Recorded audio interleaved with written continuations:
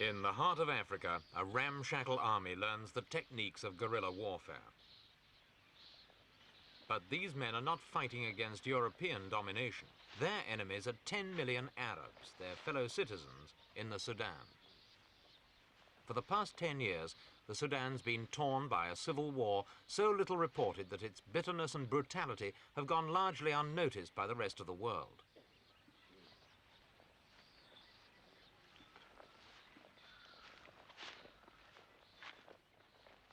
The conflict springs from the divisions of race, language and religion among Sudan's 16 million population. In the north, around the capital, Khartoum, live the Arabs who dominate every sphere of public life. In the south are over 5 million impoverished Negroes, mostly either pagan or Christian. For centuries, the Arab majority regarded the Negro minority as little more than slaves. Eventually, a handful of southern politicians, convinced the Negroes would have to fight for their rights, organized a guerrilla force from which today's rebel movement developed. 3 years ago, the guerrillas set up their own political organization independent of Khartoum. Assembled here in front of a hut which serves as a parliament are ministers of the present rebel government of the south. They call themselves the Nile Provisional Government, or NPG for short. They were chosen from members of parliament who were elected by the people of the southern states in their own general elections in 1967.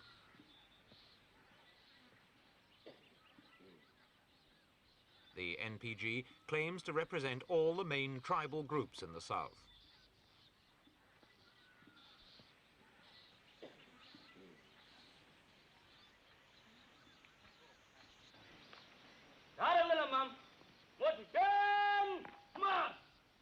This camp at Bongo in the Sudanese interior is the capital of the so-called Nile state. It's only 20 miles away from a military camp housing central government troops. That the rebel capital can exist so close to such a camp illustrates why the civil war has dragged on for so many years. Khartoum's forces control the towns and a few other strongholds, but the rebels are masters of the jungle.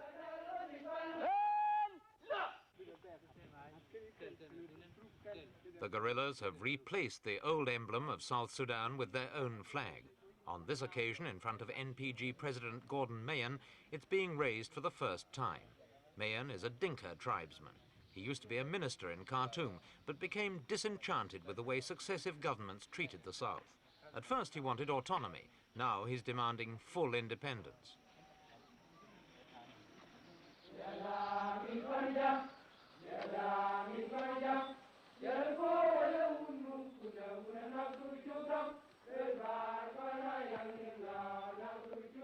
This ceremony may appear naive, but for these men it symbolizes a newfound dignity as citizens of an independent state.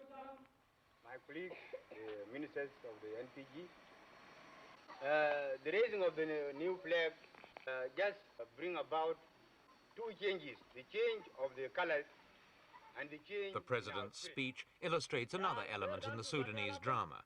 There are more than 100 tribes in Sudan and as many dialects. To understand each other, they must either speak English, like the president, or Arab, like the commander-in-chief, who also acts as translator. The convention sitting at Belgo Bindi in March 1969 ruled that the former Southern Sudan is known as the Nile state, a state which is still being occupied by our enemy, the Arabs.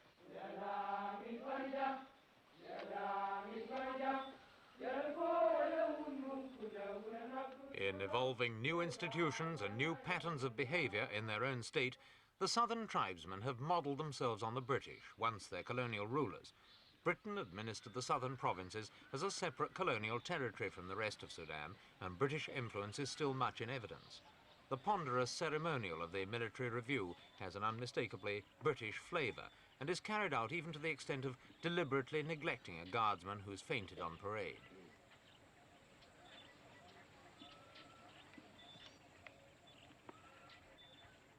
Christianity, too, is a legacy from the colonial era. European missionaries were among the first people to bring any kind of modern education to the tribesmen of the South. There are people on both sides who present the conflict as a basically religious war and who think in terms of holy crusades. But President Mayen has refused to commit his provisional government to this point of view. Within the rebel movement as a whole, however, there are other important differences of approach. We asked Mr. Mahan what the main ones were. The basic difference are that the NPG has the nationalist approach, whereas the others have the tribalistic approach. The NPG believes in integration of liberation forces and the political structure as the only effective way of achieving liberation quickly. Mr. Barry Wangi holds the post of Foreign Secretary in the Provisional Government. He sees the NPG as a revolutionary party and believes that Khartoum's claim to be a socialist government is no more than an empty cliché. Politically and ideologically, the NPG is a revolutionary leadership. We are revolutionaries in the sense that we don't believe in halfway solutions, but we are out to replace the political, economic, and cultural colonial system imposed by Arabs on our people. As such, we are revolutionaries and using revolutionary methods. There is an obvious danger in many governments using socialism as a slogan to exploit and suppress their own people. Also, some governments, like that of Khartoum, they are trying to use it as a cliche to suppress the Nilean people. Arab nationalism as practiced in Sudan can only mean the suppression of the African one. It is a conspiracy to silence our revolution. Left, right, left, right, left, right, vote, stand. Despite such nationalistic utterances, the guerrillas' military power is in fact very limited. The rebels have few modern weapons and training is carried out with wooden sticks, reminiscent of the early days of Biafra's army in the Nigerian Civil War. At front, vote, stand. Stop it.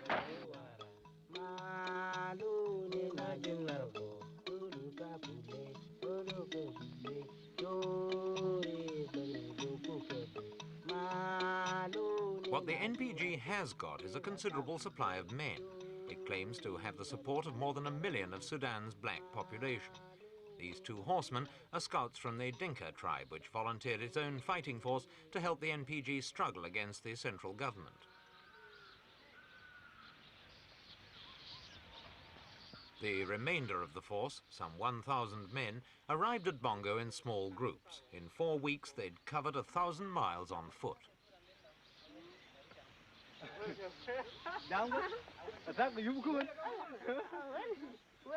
The Dinkas are famous on 3 counts. Their height, 6.5 feet on average, their warlike accomplishments, not even the British managed to pacify them, and the fact that their culture doesn't admit the notion of a chief.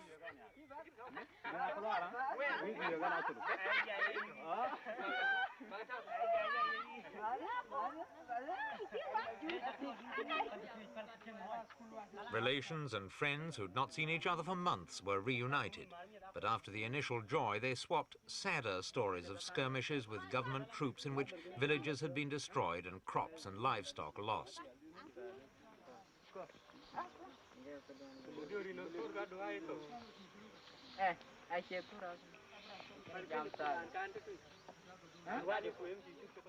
The journey of the Dinka force had taken its toll on the tribesmen, many of whom were on the point of exhaustion when they arrived at NPG headquarters.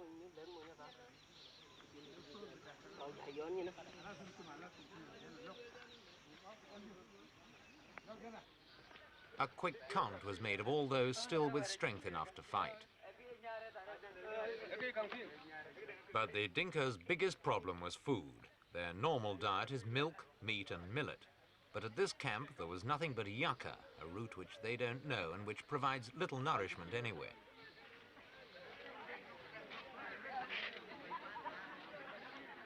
Malnutrition is one of the greatest problems facing the rebels. They claim that Arab troops deliberately slaughter livestock and burn crops as part of a policy of genocide. Certainly between 1963 and 1967, successive governments in Khartoum seemed bent on suppressing all resistance in the south by the most brutal use of military force, and stories of atrocities mostly date from this time. No one knows how many have died in the war. The rebels claim it's over 300,000. Khartoum admits to 20,000. And at least 200,000 refugees have fled across the border to neighboring Uganda and the Congo. In this camp, TB and tropical ulcer are widespread. The ulcer cuts into the leg, exposing the bone. Frequently, gangrene sets in. Skilled medical help is almost non-existent among the guerrillas. There are no drugs, medicines, or even bandages at Bongo, and undressed wounds remain wide open to countless other infections from the atmosphere. This man is a nurse, the only one among the rebels who has even a rudimentary knowledge of medicine, but he's incapable of displacing the bullet lodged in a wounded man's shoulder.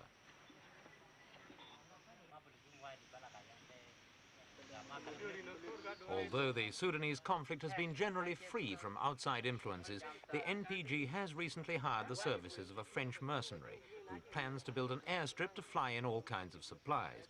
He's also in charge of a training program for special squads of commandos.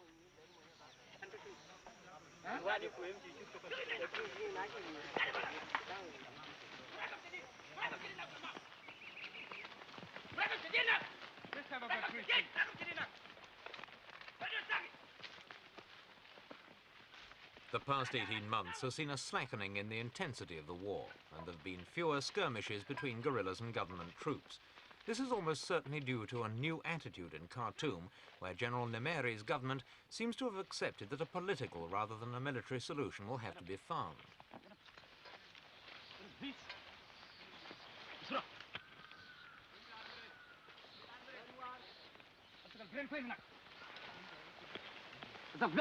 General Nimeri has appointed a Minister of Southern Affairs, announced a development program for the South, and declared his willingness to grant the 3 southern provinces a large measure of autonomy. But the tragedy of Sudan could be that these concessions have come too late to change southern attitudes. For NPG's President Mayen has said, 1 million patriotic dead separate us and the Arabs forever.